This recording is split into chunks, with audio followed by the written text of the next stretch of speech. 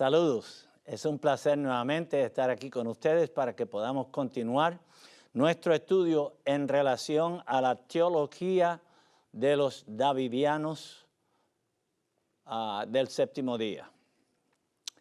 En esta noche vamos a presentar algunos de los enfoques teológicos de Víctor Houteff. Pero antes de comenzar, como es nuestra costumbre, vamos a orar y pedirle a Dios que Él nos dirija.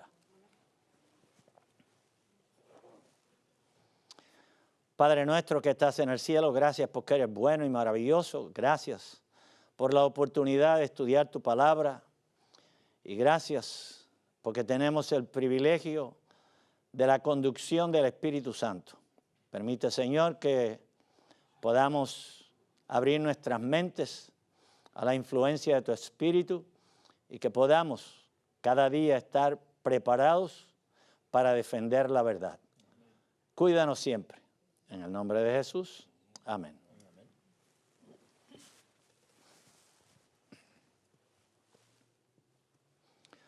Antes de comenzar, quisiera hacer alusión a lo siguiente.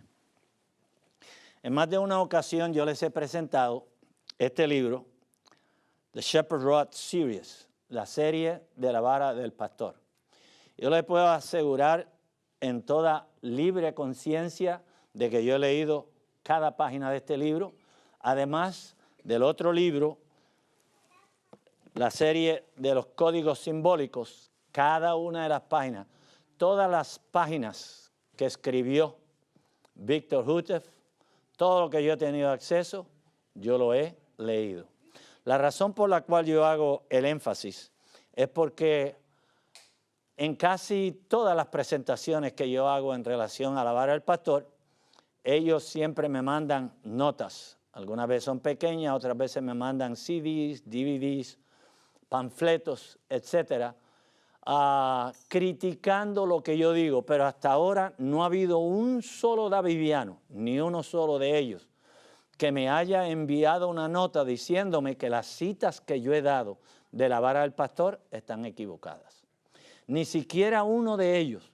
Me hablan de la señora White y tratan de explicar las citas de la señora White, tratan de explicar las citas de la Biblia, pero en relación a Víctor Houteff no dicen nada. ¿Por qué?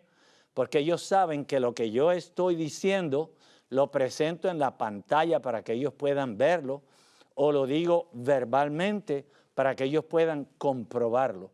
Y siendo que no tienen posibilidad de negar que Víctor Houteff dijo exactamente lo que yo cito, pues entonces se conforman con criticar mi persona, criticar el espíritu de profecía y criticar la Biblia. Yo le di una cita en donde Víctor Houteff predijo que él no moriría. Y esto es exactamente como lo dice la vara del pastor. Si alguien recibe la vara y lo acepta totalmente, ¿hay alguna posibilidad de que se pierda? Es si la vara del pastor es la verdad y uno la acepta de todo corazón y practica la verdad, la posibilidad de perderse es idéntica a la posibilidad de que Pablo se pierda por aceptar de todo corazón el mensaje que le fue enviado por Cristo. En otras palabras, la respuesta de él fue no. Pero él añadió más. Además, como la vara del pastor es el mensaje de Elías, es imposible que una persona que lo acepte y lo practique muera. Pero el caso es que Víctor Houteff murió en febrero 5 de 1955. Él pensó que Zacarías 4:11-12 hacía referencia a su obra y época, así que él interpretó el pasaje como sigue. Siendo que lo descrito en Zacarías está tomando lugar en este tiempo en particular y que las profecías están siendo reveladas al presente, prueba que el antitípico Zorobabel, ¿quién era el antitípico Zorobabel en la mente de Víctor Houteff? Él mismo. Y él dice, Zorobabel ya está aquí y como él ha comenzado la obra, él tiene que terminarla. Pero el caso es que no la terminó porque se murió y se murió muchos años y después que él se murió, entonces se dividieron completamente. Y hoy tenemos davidianos en Waco que dicen, nosotros somos los genuinos, los otros son usurpadores. Entonces los de New York donde tienen otro Mount Carmel, dicen, no, no, nosotros somos los genuinos.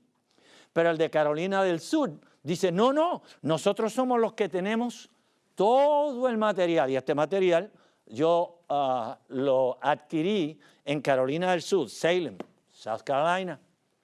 Entonces, los que están en California dicen, no, no, no, no, nosotros somos, los que están en Toronto somos nosotros. O sea que cada uno de ellos se disputa la idea de que son el verdadero descendiente de la vara del pastor original y genuina. Y ese es el cuadro que ellos tienen para presentar a la gente. Precisamente por eso es que ellos no pueden ir a dar evangelismo. Ellos no pueden ir a tratar de salvar las almas que se pierden en el vicio, en la maldad, en el adulterio, en el crimen. Ellos no pueden hacer eso. ¿Por qué? Porque su mensaje no sería apto para esas personas, porque es un mensaje de crítica. Imagina usted ir a decirle a uno que está en el hábito de la droga y decirle, mira, si tú no escuchas lo que está diciendo aquí este hombre, va a haber una matanza y te van a matar. Ninguno de ellos estaría dispuesto a aceptar una cosa como esa. Zacarías 4 describe la quinta visión dada al profeta con relación al desarrollo de la reconstrucción del templo a edificarse por el remanente de la diáspora babilónica. O sea, aquellos que sobrevivieron los 70 años en Babilonia, ahora regresan para reconstruir el templo y reconstruir la ciudad. La misma hace referencia al candelabro de oro y los 2 olivos. Zorobabel se le había elegido para dirigir la obra de reconstrucción en Jerusalén, y la promesa divina a Zorobabel es que con la ayuda del Espíritu Santo él comenzaría y terminaría la construcción del templo. Así que Haruf decidió entender que la profecía de Zacarías hacía referencia a su persona y que él era el Zorobabel moderno quien conduciría la organización davidiana hasta cumplir su misión. Hutef entendía que el grupo de la vara del pastor terminaría poseyendo todos los activos, propiedades y bienes de la iglesia adventista del séptimo día, una vez esta fuese eliminada por ángeles destructores. En una ocasión, Hutef pensó que su grupo llevaría a cabo la matanza de los miembros de la iglesia del séptimo día, ellos mismos. La literatura de la vara del pastor, ellos consideraban que era superior a toda otra verdad bíblica. Pregunta. Esto le preguntan a Victor Hutef, Symbolic Code Series, la serie de los códigos simbólicos, página 74. ¿Deberían estudiarse los temas tal como son presentados en la vara del pastor en las reuniones del sábado? Respuesta. No debería haber un momento donde ninguna otra cosa sea enseñada en las reuniones de la vara del pastor. Si la vara del pastor es la verdad presente, entonces debe tomar precedencia sobre cualquier otra forma de verdad bíblica. Esta verdad, el mensaje de la vara, como ven, reemplaza cualquier otra verdad, toma el lugar de cualquier otra verdad, porque sin ella cualquier otra verdad que usted apoye no le beneficiaría en nada ni le conducirá al reino. En otras palabras, Hutef está poniendo sus escritos por encima de aún la Biblia, no solamente el espíritu de profecía. Así que en lugar de la Biblia estar sobre todas las cosas, que es lo que dice la sierva del Señor, que vendrá el tiempo cuando nosotros vamos a depender de la sola escritura, o sea, de la Biblia, y únicamente de la Biblia. Y el hecho es que si nosotros hubiésemos sido fieles estudiantes de la Biblia, nunca el Señor hubiese tenido que inspirar a la señora White. Pero por cuanto nosotros fuimos muy lentos, muy pocos, no quisimos estudiar el espíritu de profecía como debíamos haber hecho, pues entonces el Señor nos da el espíritu de profecía porque no estudiamos la Biblia como debíamos haberlo hecho. Hutef dijo inicialmente en relación a Daniel 2, y ustedes recuerdan, ¿qué dice Daniel 2? ¿Qué presenta allí? ¿El sueño de quién? El sueño de Nabucodonosor. ¿En el sueño qué vio? En el sueño él vio una estatua. El oro, la plata, el cobre o bronce, el hierro y luego el hierro mezclado con barro. Claro que sí. Hutef dijo inicialmente que la piedra de Daniel 2 es un símbolo de Cristo. Si ustedes recuerdan, viene una piedra y golpea la estatua ¿dónde? En los pies. La gran piedra de Daniel 2 que golpeó la imagen en los pies es símbolo de la venida de Cristo y la destrucción de la imagen denota la destrucción de las naciones. ¿Está correcto eso? Claro que sí. Esa fue la primera interpretación de Víctor Houteff. Muy de acuerdo con las Sagradas Escrituras. Aún él estaba de acuerdo que la destrucción de la imagen denota la destrucción de las naciones. No destrucción simbólica, sino literal. Su posición original al comienzo de su movimiento estaba correcta, pero luego cambió de forma de pensar y dijo que la piedra de Daniel no era ni símbolo ni figura de Cristo. Y si no es ni símbolo ni figura de Cristo, ¿de quién es figura? Pues la siguiente interpretación, él dijo, en el Código Simbólico número 12, página 19, es el reino de Dios el que golpea a las naciones y no el regreso de Cristo para llevar a los santos, como han enseñado los adventistas. ¿Era el adventista, sí o no? Entonces, ¿por qué ahora, como han enseñado los adventistas? Ahora él interpreta que la piedra no es Cristo, que es el reino de Cristo, en otras palabras, la iglesia. Y que la iglesia es la que va a llevar a cabo toda la destrucción. Tercera interpretación, 2TG 4630. La piedra es símbolo de las primicias en el reino, los 144,000. Ahora no es la iglesia completa, ahora es solamente los 144,000. Primeramente la piedra de Daniel 2, de acuerdo a Houteff, es Cristo, luego es el reino de Dios y finalmente son los 144,000 santos vivientes. Santiago 1:8 dice, el hombre de doblado ánimo es inconstante en todos sus caminos. Malaquías 3:6, porque yo Jehová no cambio, en él no hay sombra de variación. La constancia es un principio desplegado a través de toda la Escritura. ¿Cuáles son las características de un verdadero profeta? ¿Que dice una cosa hoy y otra mañana? No, señor. A la ley y al testimonio, Isaías 8:20. Deuteronomio 18:22, si lo que habla no se cumple, son muchas las cosas de las cuales hemos hablado. Como por ejemplo, cuando él dijo que él iba a permanecer vivo hasta terminar la obra. ¿Se cumplió eso? No. Si lo que él habla, el profeta, no se cumple, entonces resulta ser un profeta falso. Mateo 7:20, por sus frutos los conoceréis. Probar los espíritus. Dios es el único que revela el futuro, Daniel 2:29 al 30. El profeta edifica, exhorta y consuela, no destruye.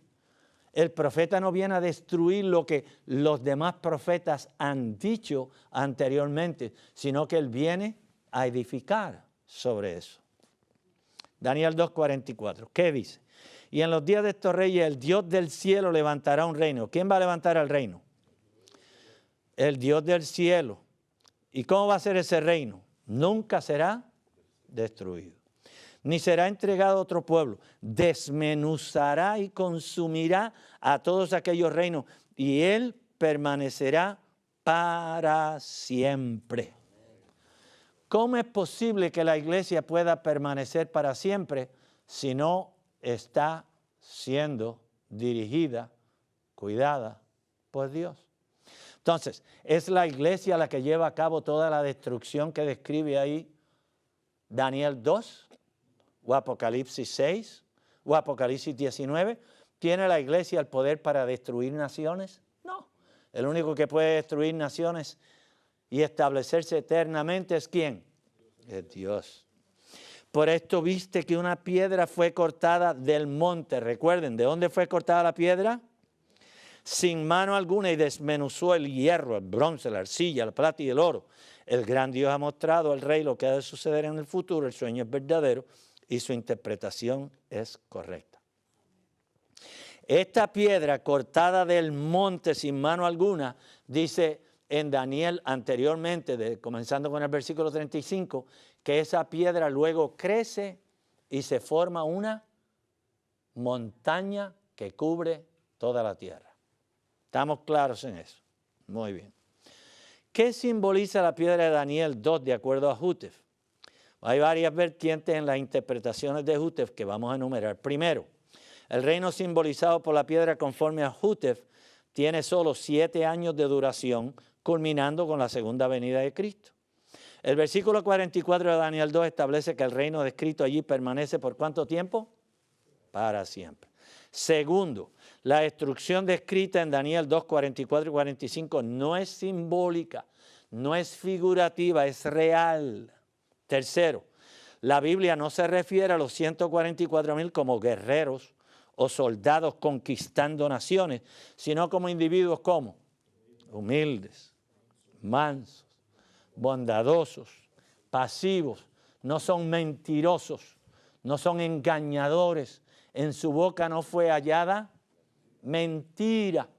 Esos son los 144,000. Ellos no vienen como soldados a investir las naciones del mundo y destruirlas, como dice Daniel 2, 44 y 45. Los 144,000, él decía que eran judíos literales, que eran descendientes del Israel literal antiguo, no lo espiritual.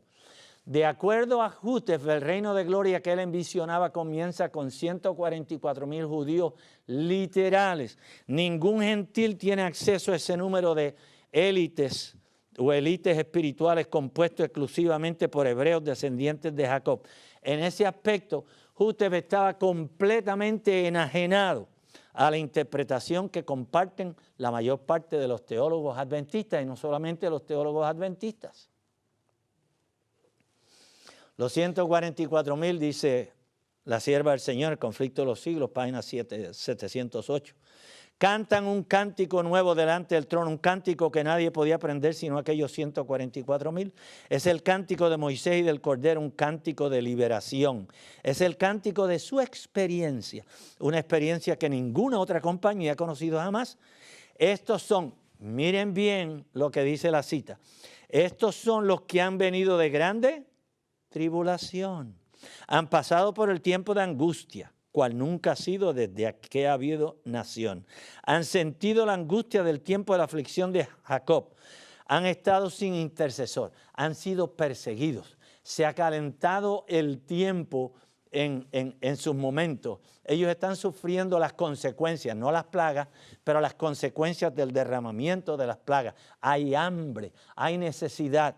Entonces, ¿cómo es posible que esos 144,000 que atravesaron el tiempo de angustia, cual nunca antes fue, pasaron por la tribulación, huían a los montes? ¿Cómo es que los 144,000 pueden ser símbolo de la piedra que desmenuza las naciones cuando ellos mismos estaban en necesidad de ser rescatados? Ellos no estaban en posición de rescatar a nadie. Ellos necesitaban ser rescatados ellos mismos. Significado de la piedra de Daniel 2. La piedra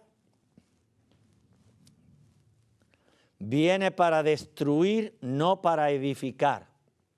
Hutef dice que la piedra simboliza el reino que se va a establecer, ¿dónde?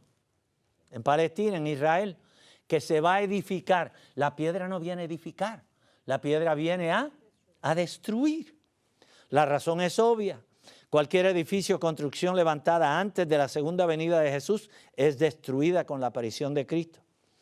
Ellen White identificó la piedra como un símbolo de Jesús. Cito, deseado de toda la gente, páginas 549. En visión profética se le mostró a Isaías que esta piedra era un símbolo de Cristo. Eso no es interpretación mía. Eso es el espíritu de profecía, eso es el Espíritu Santo. Isaías 28, 16 dice, por eso así dice el Señor, el Eterno.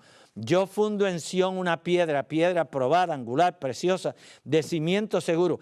El que confíe en ella nunca desmayará. Si la piedra representa a Víctor Hutef y los davidianos y el reino, ¿vamos a confiar nosotros en un individuo que dijo que no moriría y ya está muerto? Imposible. Entonces es tiempo de que los davidianos presten atención.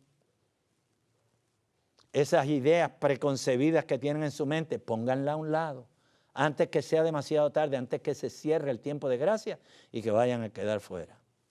La destrucción en Daniel 2 es literal, se va a llevar a cabo tal como lo describe las Escrituras. En Apocalipsis 6:15 habla de algo similar, describe el mismo evento de Daniel y no deja dudas de que la destrucción allí descrita es real, literal. Entonces los reyes de la tierra, los grandes, los ricos, los capitanes, los poderosos, y todo siervo y todo libre se escondieron en las cuevas y entre las peñas de los montes. Y decían a los montes y a las peñas, caed sobre nosotros. ¿Qué estaba pasando? El mundo entero estaba en tremendo conflicto. La tierra, dice la Biblia, se tambaleaba como si fuera un borracho. Apocalipsis 6:17 hace la pregunta, porque ha llegado el gran día de su ira, ¿y quién podrá quedar en pie? Solamente los que tengan el sello del Dios vivo. Apocalipsis 19:15, vean lo que dice en relación a Jesús. De su boca salió una espada aguda para herir con ella a las naciones. Él las regirá con vara de hierro y pisará el lagar del vino del furor de la ira del Dios Todopoderoso. En su vestido y en su muslo hay un título. Tiene escrito este nombre, Rey de Reyes y Señor de Señores. Él tiene el poder, Él tiene la capacidad, Él tiene el mandato para destruir, pero no así los 144,000 o los miembros del reino de Jutef, los davidianos. En Daniel 2:45 la piedra es la que destruye, desmenuza, elimina todos los reinos. En Daniel 2:44 es el Altísimo el que destruye, el que desmenuza. Y en los días de estos reyes, el Dios del cielo levantará un reino que no será jamás destruido. ¿Quién levanta el reino? ¿Jutef o Dios? Es Dios. Ni será el reino dejado a otro pueblo. Desmenuzará y consumirá a todos aquellos reinos. Y él permanecerá para siempre. Si el reino está edificado por Dios, permanece. Si no es edificado por Dios, será destruido. ¿Posee el reino poder para destruir naciones? No. El que desmenuza y consume es Dios. La segunda venida de Cristo está simbolizada por una piedra. Sea de toda la gente, página 552. Por su resurrección había de ser declarado Hijo de Dios con potencia. En su segunda venida habría de revelarse como el Señor del cielo y la tierra. Aquellos que estaban ahora por crucificarle tendrían que reconocer su grandeza ante el universo. Escuchen bien, ella está hablando después de la resurrección de Cristo. Ante el universo, la piedra rechazada vendría a ser la cabeza del ángulo. Siempre ha sido la cabeza del ángulo. Así será en el gran día final. Cristo, su roca de escándalo, les parecerá entonces una montaña, venga, no una piedrita, no una piedra, no una roca, sino que va a parecer ¿qué cosa? Una montaña vengadora. Mía es la venganza, dice Jehová. La gloria de su rostro, que es vida para los justos, será fuego consumidor para los impíos. El pecador será destruido. Cristo regresa a la tierra como una montaña vengadora. Elena G. de White refiere que cuando Pedro fue llevado ante el Sanedrín, él usó esa figura del lenguaje. ¿Qué figura del lenguaje? La piedra, con un poder convincente que hizo callar a sus adversarios. La voz de Pedro no daba indicios de temor al decir, este es la piedra. ¿Con qué piedra estaban relacionados los judíos? El Mesías. ¿Creyeron los judíos alguna vez que la piedra simbolizaba el reino? ¿Que la piedra simbolizaba la iglesia hebrea? No, señor. Ellos siempre creyeron, aceptaron que la roca, la piedra, era un símbolo del Mesías, que no puede ser de otra manera. Esta es la piedra reprobada de vosotros los edificadores, la cual es puesta por cabeza del ángulo. Elena G. de White comenta sobre Hechos 4, 10 al 11. Y ella dice, Pedro usó aquí una figura del lenguaje familiar para los sacerdotes. Los profetas habían hablado de la piedra rechazada. Cristo mismo les refirió, les dijo a ellos, a los hebreos, esta es la piedra que ustedes han rechazado. El mismo Jesús se identificó a sí mismo como la piedra. ¿Cómo es posible que ahora un hombre venga a decir que él y sus seguidores son representados por esa piedra? Es imposible. Mateo 21, 42, Jesús les dijo a los hebreos, ¿nunca leíste en las Escrituras? La piedra que desecharon los edificadores vino a ser la piedra de esquina. Por tanto digo que el reino de Dios será quitado de vosotros y será dado a gente que rinda su fruto. Versículo 44. El que caiga sobre esta piedra será quebrantado y sobre quien ella caiga lo desmenuzará. Déjenme decirles, los judíos tenían un privilegio y ese privilegio es que ellos eran considerados por Dios mismo como la nación escogida, el reino de Dios. Pero el Señor le dice, el reino será quitado de ustedes.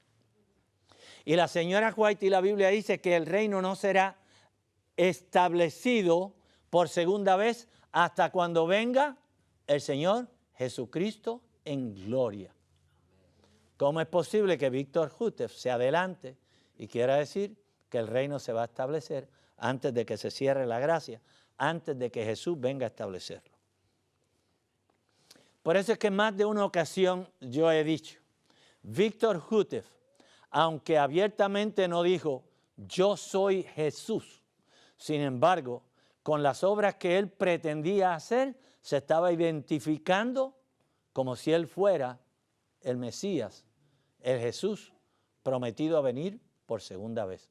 Porque de lo contrario, él no diría, se le ha dado a Elías, el Elías moderno, eso es a Víctor Houteff, que él sea el que establezca todas las cosas, o más bien las reestablezca. Testimonios para la iglesia, la señora White interpreta Daniel 2. Si usted le pregunta a un davidiano, le van a decir, no, la señora White nunca habló nada sobre Daniel 2. Pues vean lo que dice aquí. Nuestro reino no es de este mundo. Estamos esperando que nuestro Señor descienda del cielo a esta tierra para suprimir toda autoridad y poder y establecer su reino eterno. ¿Acaso no dice Daniel 2 que se va a establecer un reino eterno?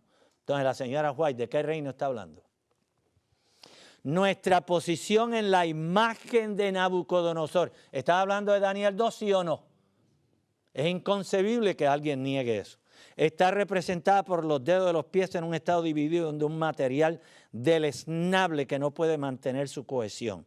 La profecía nos muestra que el gran día de Dios está justo sobre nosotros.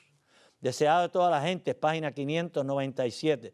Yo decía que algunos de estos davidianos que toman el tiempo para ponerse a escribirme a mí y mandarme mensajes después de que escuchan lo que yo digo, yo decía que ellos se sentaran y le pidieran al Espíritu Santo que los ayude, que los ilumine, y leyeran estas citas, deseado de toda la gente.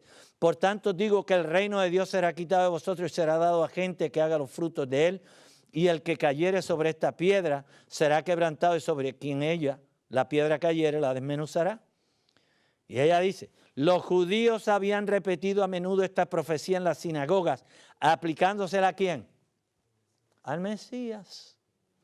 Cristo era la piedra del ángulo de la dispensación judaica y de todo el plan de la salvación.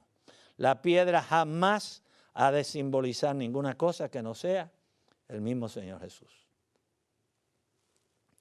Al citar la profecía de la piedra rechazada, Cristo se refirió a un acontecimiento verídico de la historia de Israel.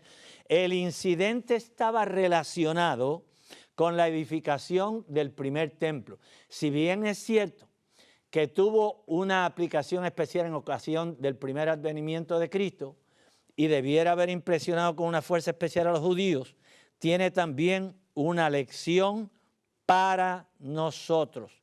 La piedra nunca deja de ser. Daniel 7:14, le fue dado dominio y gloria y reino, y todos los pueblos, naciones y lenguas le sirvieron. Su dominio es temporal, 7 años, no señor, es eterno, que nunca pasará y su reino nunca será destruido. Y le fue dado dominio y gloria y reino. Replicaron los judíos, en 46 años fue edificado este templo y tú lo levantarás en 3 días. ¿Cuánto tiempo tomó para edificar el templo de Herodes? 46 años. Ahora Víctor Hútef viene a asegurarnos a nosotros que en 7 años, yo no sé si alguno de ustedes sabe de construcción, yo no sé mucho, pero sé algo de construcción. En 7 años, habitaciones para 144,000 personas, para 200 millones que dice Hútef que van a unirse al reino, para una gran multitud que nadie podía contar. Señores, ni que los hiciera de paja. En 7 años no se construye una comunidad tan grande. Y eso es lo que dice Víctor Hútef, que se va a establecer ese reino, que tiene bancos allí, que tiene lugar donde controlar el tráfico que va a haber en ese lugar, que van a haber ingenieros, que va a haber talleres de reparación, que van a haber mecánicos allí en ese lugar. Señores, en 7 años. Esto es lo que él dijo. Hútef, no Cristo, va a construir un reino de gloria divino con la ayuda de gentiles y extranjeros en 7 años. Va a completar la obra de evangelización, edificar torres de control de tráfico aéreo, habitaciones para billones de personas y todo en menos de 7 años. Cuando Cristo regrese a la tierra en su segunda venida, todo será destruido. Entonces, ¿qué pasaría con ese reino que él establece en 7 años? Sería destruido completamente. Un reino como el propuesto por Hútef tomaría cientos de años. El único capaz de construir el reino de gloria es ¿quién? Es Jesús. No puede ser otra persona. La Biblia y el Espíritu de Profecía dice que al regreso de Jesús ocurrirá un terremoto gigante. Apocalipsis 16, 18. Fuego cubrirá todo el planeta, las montañas serán removidas de su lugar, el mundo estará en tal conmoción que el océano y todo otro elemento estará fuera de control. Ni un solo edificio va a tolerar un movimiento tan violento. Y Dios va a edificar un reino antes de la venida de Cristo para ser destruido, completamente fuera de lógica. La vara del pastor de Víctor Hútef enseña que el monte en Daniel 2, de donde fue cortada la piedra, representa la iglesia adventista del séptimo día.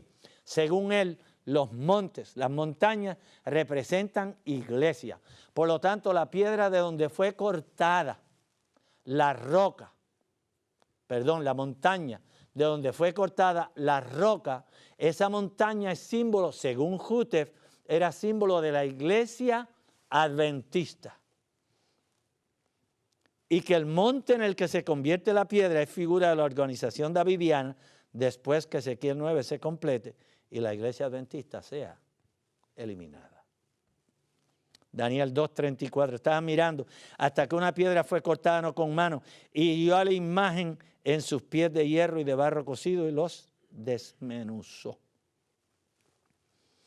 De la manera que viste que del monte fue cortada una piedra no con mano, la cual desmenuzó el hierro, el bronce, el barro, la plata y el oro.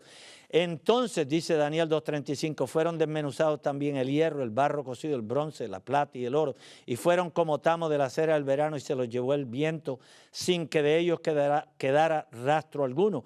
Mas la piedra que hirió a la imagen fue hecha un gran monte que llenó toda la tierra. Vamos a hacer un poquito. Vamos a razonar un poquito con los davidianos. Digamos que la montaña, vamos a asumir, que no es así, no tiene que ser así, pero digamos que la montaña en la Biblia representa una iglesia. Entonces, ¿por qué esa montaña de donde es cortada la tierra tiene que representar la iglesia adventista? Si el que está hablando de eso es Daniel, y eso sucedió en el Viejo Testamento, 500 años, 600 años antes de que Jesús viniera a esta tierra. Por lo tanto, esa montaña, si representa una iglesia, no debería ser la iglesia cristiana. Debería ser ¿qué iglesia? La iglesia hebrea, la iglesia judía. Y entonces encajaría lo más bien, porque vean ustedes, ¿Jesús murió dentro de la ciudad o fuera de la ciudad? Fuera de la ciudad. Lo sacaron de la ciudad y los judíos dijeron, no tenemos otro rey que no sea César. O sea que ellos cortaron a Jesús completamente. Lo desconectaron de la iglesia hebrea. Encajaría lo más bien la piedra cortada de la montaña, que sería la iglesia. Jesús fue sacado de la iglesia y fue derribado, fue crucificado fuera. Ah, pero entonces dice que esa piedra va a crecer hasta que se va a tornar, se va a formar una montaña que cubre el mundo entero. Pues señores, una vez que Jesús resucitó, ¿qué pasó con los discípulos? Fueron llenos del Espíritu Santo y entonces comenzó a crecer la iglesia, ¿sí o no? Hasta el punto de que hoy la iglesia de Dios, el pueblo adventista, tiene representación en el mundo entero. Y muy pronto, cuando el Espíritu Santo sea derramado, entonces la iglesia va a haber cubierto el mundo con el Evangelio eterno. Se va a convertir en una montaña que cubre el mundo entero. ¿No sería mejor interpretación que la de los davidianos? Por supuesto. Pero Cristo no viene de aquí de la tierra. ¿Cristo viene de dónde? Cristo viene del cielo. Así que no podemos. Entonces Víctor la tomó con la Biblia y con la interpretación de los teólogos a través de los años, desde el protestantismo para acá, aún de la señora White. Él interpreta Apocalipsis 13. Ustedes recuerdan Apocalipsis 13. Son dos bestias, ¿sí o no? Apocalipsis 13 del 1 al 10. Una bestia compuesta que tiene el cuerpo de leopardo, la cabeza del león, la garra del oso y los 10 cuernos de la bestia indescriptible. ¿Y esa bestia simboliza qué? Simboliza a Roma. Simboliza el papado. Y cuando yo hablo del papado, estoy hablando del sistema. Hay muchos católicos honestos, sinceros, buenos, legítimos, católicos que posiblemente van a estar en el reino de los cielos. Pero cuando yo hablo de Roma papal, estoy hablando del sistema, estoy hablando de los líderes, los que dan las órdenes, los que ordenaban en el tiempo de la Edad Media que cualquier persona que la encontraran con una Biblia, una porción de la Biblia, es considerado un hereje. ¿Y qué hacían con ellos? Los mataban, quemaban en la hoguera o hacían cualquier otra cosa. Son completamente diferentes la interpretación de Víctor Houteff y Elena G. de White. Entonces, los dos están encontrados. O uno es profeta genuino, pero no pueden ser los dos. Porque los dos están haciendo una interpretación completamente opuesta una de la otra. Así que se desplazan mutuamente. Nosotros sabemos que Elena G. de White es una profeta confirmada. Todo lo que yo he leído de ella no tiene nada que contradiga lo que dicen las Sagradas Escrituras. Elena White interpretó la bestia Apocalipsis 13 del 1 al 10, la bestia esa semejante al leopardo, la interpretó como una figura o símbolo del papado. Dice ella, conflicto de los siglos, la bestia mencionada en este mensaje, cuya adoración es impuesta por la bestia de 2 cuernos, es la primera bestia, o sea, la bestia semejante a un leopardo de Apocalipsis 13, el papado. Ustedes saben que allí hay 2 bestias. Una que tiene cuernos como de corderito. No es un corderito. Muchos dicen la bestia semejante a un cordero. Eso está equivocado. La Biblia dice la bestia que tenía cuernitos semejantes a los del cordero. Pero escucho muchos diciendo la bestia semejante. Señor, tiene 2 cuernitos semejantes a los de un cordero. Y esa bestia representa a un poder diferente al de la primera bestia. La primera bestia representa al papado. La segunda bestia representa un poder que va a apoyar el papado. Que cualquier ley que quiera el papado firmar, ellos los van a asistir con su dinero, con su ejército, con sus militares, etc.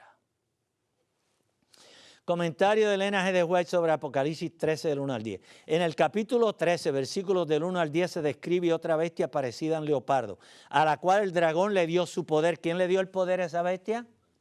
El dragón, el diablo, pero además de su poder, ¿qué más le dio? Le dio su trono, señores. Así que si usted no sabía dónde está el trono de Satanás, ahora lo sabe, porque le dio su trono a la bestia. Y le dio grande autoridad. Este símbolo, como lo han creído la mayoría de los protestantes, representa el papado. No podemos acusar a la iglesia adventista de ser la única que dice que el papado es el anticristo y que el papado está representado en la bestia de Apocalipsis 13. ¿Por qué?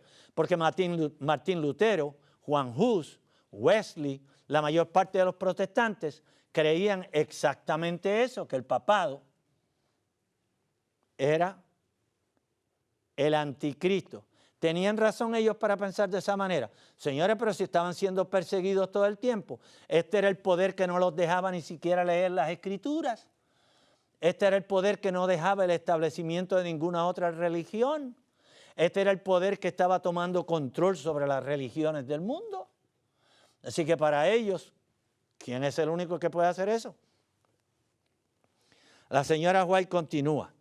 Esta profecía, que es casi la misma que la descripción del cuerno pequeño de Daniel 7, se refiere sin duda al papado. Así que están en contraposición Víctor Houteff y la señora White. Claro que sí. Uno dice que la bestia es símbolo del papado y el otro dice que no. Señora White, conflicto de los siglos. La bestia, símbolo del papado, es introducida en Apocalipsis 13. La profecía del capítulo 13 del Apocalipsis declara que el poder representado por la bestia de cuernos semejantes a los de un cordero haría que la tierra y los que en ella habitan adorasen al papado, que está simbolizado en ese capítulo en una bestia parecida a un leopardo. ¿Qué libro? La fe por la cual vivo, página 330. Houteff niega que la bestia Apocalipsis 13 representa al papado y dice, la idea de que el papado es llamado la bestia está completamente equivocada. Entonces está llamando a la señora White que está equivocada.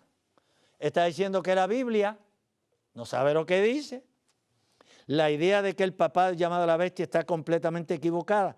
En la bestia de Apocalipsis 13, semejante a un leopardo, el papado está representado por la cabeza que recibió la herida mortal. ¿Eso es lo que él dice? Solamente la cabeza con la herida representa el papado, más nada. Sin embargo, nosotros sabemos que esta bestia tiene un leopardo, Grecia, tiene las garras del oso, los medopersas, tiene la boca del león, Babilonia. En otras palabras, esta bestia es una amalgama de todos esos imperios que habían existido anteriormente. ¿Estamos de acuerdo? Es la bestia. No es solamente una cabeza, es la bestia. En Shepherd's Rod, volumen 2, página 213, ahí él explica qué representan entonces las otras cabezas. Porque la bestia tenía siete cabezas. Si una solamente representa al papado, entonces ¿qué representan las otras 6? Las 6 cabezas representan el protestantismo. Aquí tenemos problemas. ¿Es la iglesia adventista una iglesia protestante, sí o no? Dicho sea de paso, yo me atrevo a decir que la única iglesia verdaderamente protestante hoy día es la iglesia adventista. Todas las demás han cesado de protestar. La única que protesta es la iglesia adventista. Representan el protestantismo y la que recibió la herida, el catolicismo. Las 6 protestantes y la católica completan el número 7, que en la Biblia significa completo. Las cabezas son símbolo de las iglesias que representan todo el cristianismo. Ahora, la iglesia adventista, ¿es una iglesia cristiana, sí o no? Entonces, ¿está incluida allí, sí o no? Entonces la iglesia adventista es una de las cabezas de esa bestia de Apocalipsis 13, que el Señor dice que está condenada a desaparecer. No solamente que está condenada a desaparecer, sino que esa bestia con esas cabezas está dominada por ¿quién? Está conducida por ¿quién? Por el diablo, porque el diablo es el que le dio su trono. Entonces este hombre está señalando que la iglesia adventista, y si la iglesia adventista está siendo dirigida por el diablo, entonces la señora White, ¿por quién estaba siendo dirigida si ella interpretó que esa bestia representaba el papado? Señores, esto es un riesgo tremendo que se corren los davidianos. ¿Cuál es el pecado imperdonable? El pecado imperdonable es adjudicarle al diablo la obra que ha hecho el Espíritu Santo de Dios. ¿Quién levantó esta iglesia adventista? ¿Quién es el pueblo que hoy día está rescatando almas de la perdición, del vicio, en las cárceles, en los hospitales, con una obra de salud, con una obra educacional, ADRA, ayudando a los que sufren? ¿Son los davidianos? No, señor. Ellos no llevan a cabo ninguna de esas tareas. Esas las lleva a cabo la iglesia adventista. La iglesia adventista lleva a cabo los esfuerzos evangelísticos. Gastan el dinero, le pagan al evangelista o al que esté dando las conferencias, le pagan a los ministros, y después que traen esa gente, los rescatan de allá del mundo y los traen a la iglesia. Entonces vienen los davidianos y le dicen, mira, la iglesia adventista es una iglesia apóstata. La iglesia adventista es Babilonia. Y ellos dicen que ellos no dicen que la iglesia adventista es Babilonia, pero ellos sí lo dicen. La profecía de Apocalipsis 13. Y todo el mundo se maravilló en pos de la bestia, revela una gran apostasía. Escuchen bien. La iglesia descrita en Apocalipsis 17 es una iglesia apóstata, ¿sí o no? Babilonia es una iglesia apóstata, ¿sí o no? ¿Cuál es la diferencia entre ser la iglesia, llamársele Babilonia o llamársele apóstata? No es ninguna. Es la misma situación. Revela una gran apostasía. El número 7 de la Biblia incluye todo lo que está representado por las cabezas. Note que el nombre de blasfemia está sobre todas las cabezas, símbolo de líderes religiosos impíos, burlándose de la personalidad o autoridad de Dios bajo el manto del cristianismo. En otras palabras, dice él, esto lo dice en Symbolic Code, volumen 12, números 8, 9, ¿ok? Y la página 6. En otras palabras, dice Víctor Hutef, tanto las iglesias protestantes como nuestra propia iglesia adventista del séptimo día están embriagadas con vino, teorías de hombres. ¿Cuál es la iglesia que embriaga con vino? ¿Cuál es esa iglesia? Es la iglesia descrita en Apocalipsis 17, donde dice que todos los hombres se embriagaron con el vino de su fornicación. Y ahora Hutef está diciendo que la iglesia adventista es parte de ¿qué? De esa iglesia, esa mujer que representa a Babilonia. Así que todo lo que tiene que hacer usted es razonar un poquito en lo que él está diciendo. ¿Qué implica este hombre? Que la iglesia adventista está representada por una de las cabezas de la bestia de Apocalipsis 13. El Señor permite que se introduzcan errores en su iglesia para exponer los obreros de iniquidad y probarle a los laicos que su iglesia está al presente tan plagada por el diablo como le estaba la iglesia judía en tiempo de Cristo, para de ese modo despertar los honestos y liberarlos de su decepción laodicense y calamidad abrumadora. ¿Quién levantó la iglesia adventista? ¿Quién inspiró el nombre adventista del séptimo día? Los pioneros querían llamarlo la iglesia de Dios, pero el Señor le reveló a la señora White, ese nombre no describe los principios de esta iglesia. El nombre adventista del séptimo día promueve los principios que lleva adelante esta iglesia. Creemos en la segunda venida de Cristo y que la ley de Dios está todavía vigente. Pero este hombre le adjudica la obra del Espíritu Santo, se la adjudica ¿a quién? Al diablo. Señores, si hay algún davidiano que esté escuchando esta presentación, por favor, Por favor, piense antes de que sea demasiado tarde. Precisamente para eso es que yo hago estas presentaciones. No es porque yo odio a los davidianos, todo lo contrario, si los odiara, si no tuviera ningún amor por ellos, pues los dejo, los abandono. Yo descubrí lo que yo necesitaba descubrir, ahora yo me voy a concretar, a servirle a Dios como yo debo, y allá los davidianos que se las arreglen como ellos puedan. Pero yo tengo suficiente amor. Yo no cobro a nadie por mis presentaciones, yo lo hago completamente de gratis. El que quiera ayudarme con sus ofrendas, eso es problema de ellos. Pero yo no le cobro a nadie, porque yo hice un pacto con Dios y yo le dije a Dios, así como tú me liberaste, así como tú abriste mis ojos, así como tú me has sacado de ese engaño, yo quiero ser un instrumento tuyo para conducir a aquellos que han sido engañados y para prevenir la iglesia, para que la iglesia no se deje engañar de estas personas. Entonces él dice, ven ahora la razón por la cual el nombre de blasfemia está escrito sobre todas las cabezas de la bestia semejante a un leopardo. Y si una cabeza simboliza un sistema religioso, entonces todas ellas tienen que representar lo mismo. Así que Jutef insiste en que la iglesia adventista es Babilonia. ¿Es Babilonia la iglesia adventista? No, señor.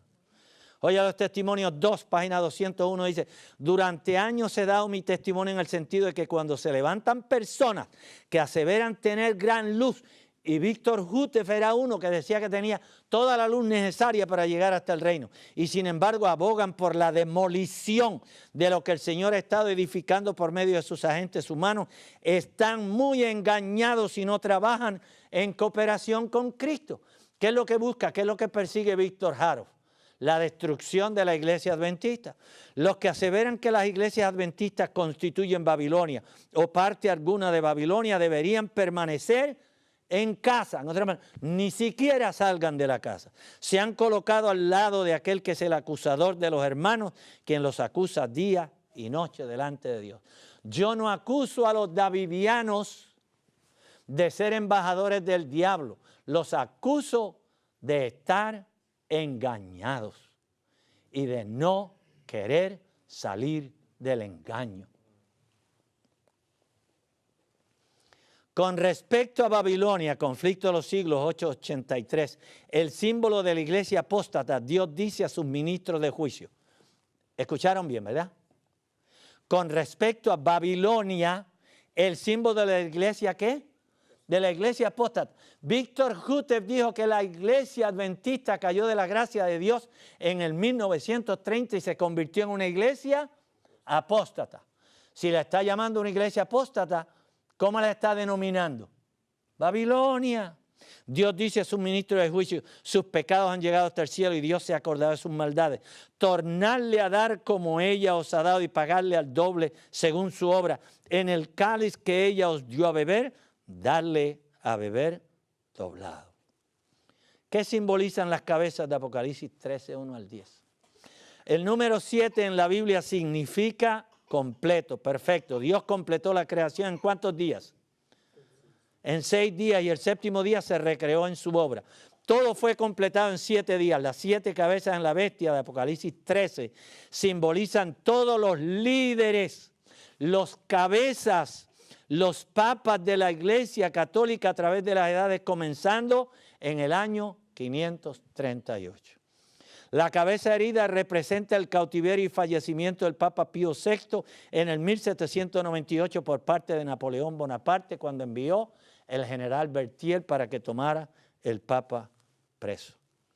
Daniel 7:6 presenta un leopardo con 4 cabezas, las 4 cabezas representando los 4 generales, líderes, cabezas del rey griego Alejandro, quien cuando Alejandro murió se disputaron 4 diferentes regiones del imperio. La señora White dice en relación a la mujer sentada en la bestia escarlata, Babilonia la Grande, Hutep dijo que no puede ser símbolo del papado como algunos han pensado. La señora White dice, la mujer Babilonia de Apocalipsis 17 está descrita como vestida de púrpura y escarlata y adornada de oro y piedras preciosas y perlas, teniendo en su mano un cáliz de oro lleno de abominaciones, es decir, las inmundicias de sus fornicaciones. Y en su frente tenía un nombre escrito, Babilonia, misterio, Babilonia la grande, madre de las rameras. Se declara además que Babilonia es aquella gran ciudad la cual tiene el imperio sobre los reyes de la tierra. Conflicto de los siglos. ¿Están en conflicto Hutep y la señora White, sí o no? ¿Están en armonía? No, señor, no están en armonía. Y Hutep no está en armonía tampoco con la Sagrada Escritura. La mujer de Apocalipsis 17:5 es símbolo de Roma. Conflicto de los siglos 4:33. La potencia que por tantos siglos dominó con despotismo sobre los monarcas de la cristiandad es Roma. La púrpura y la escarlata, el oro y las piedras preciosas de las perlas describen como a lo vivo la magnificencia y la pompa más que reales de que hacía gala la arrogante sede romana. Y de ninguna otra potencia se podría decir con más propiedad que estaba embriagada de la sangre de los santos, que de aquella iglesia que ha perseguido tan cruelmente a los discípulos de Cristo. ¿Cristo en la tierra desde el 1930? No, señor. Este señor decía que Jesús había descendido en un carruaje y que era Jesús el que estaba dirigiendo el movimiento de la vara del pastor. Señores, Jesús va a dirigir un movimiento que es contrario a lo que Él ha establecido hasta ese entonces. Jamás. Quiere el cielo, hermanos, que nosotros aprendamos a defender la verdad. Compra la verdad, no la vendas. Este no es tiempo de jugar con nuestra salvación eterna. Este es tiempo de tomar la Biblia como la única autoridad, porque ninguna otra cosa tiene autoridad sobre las Sagradas Escrituras. Dios nos bendiga, Dios nos cuide, nos ayude a estar fieles y firmes hasta que finalmente podamos entrar en el verdadero, el único, el eterno reino de Dios. Oramos. Señor y Padre, nuevamente te damos gracias porque eres un Dios de bondad, de amor, tanta misericordia por los seres humanos. Señor, ayúdanos. Ten piedad de los davidianos que puedan escuchar esta presentación y ayúdalos a regresar a la verdad y a nosotros a mantenernos en la misma. En el nombre de Jesús. Amén. Amén.